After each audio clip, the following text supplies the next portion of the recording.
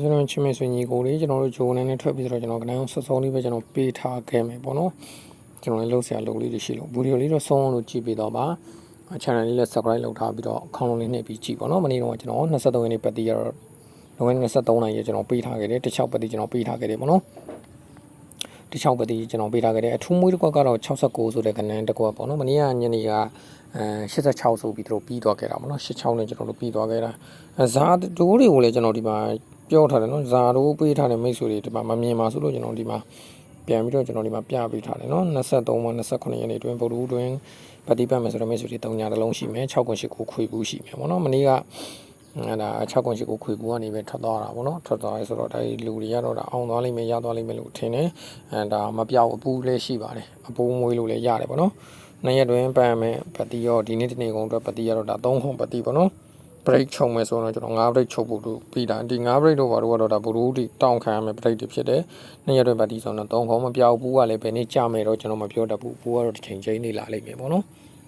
အကုန်လုံးဇာတို့တွေကိုကျွန်တော်အကုန်လုံးပြောပြပေးထားပါတယ်နော်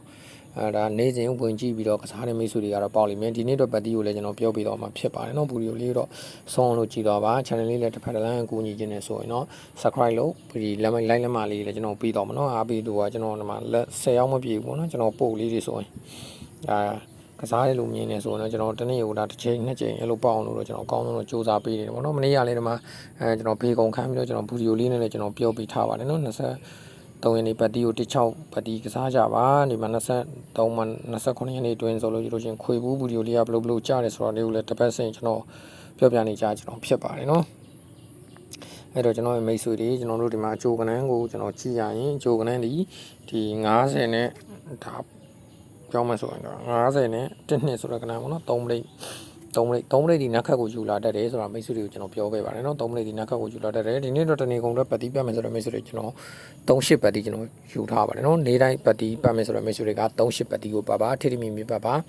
မနေ့ညနေဒါ2ကြိမ်တော့ကစားပေးရမှာဖြစ်ပါတယ်38ပတ်တီးရှိပါတယ်ကျွန်တော်တို့38ပတ်တီးကိုကျွန်တော်တို့ဒီ2ရက်တွင်ချိန်နေကြာလာမယ်ပတ်တီးရတာ3ခုလည်းရှိတယ်ပေါ့နော်